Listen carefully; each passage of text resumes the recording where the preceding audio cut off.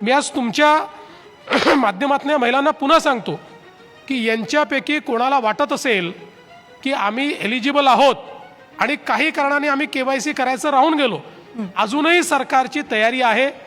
आजही आम्ही केवायसी करता विंडो ओपन करायला तयार आहोत। पण जे इनएलिजिबल आहेत त्यांना जर आम्ही उद्या दिलं तर सीएजी आम्हाला विचारणार आहे आणि सीएजी आम्हाला वसूलही करायला लावणार आहे। सीएजी हे नाही म्हणणार नुसतं इनएलिजिबलला का दिलं।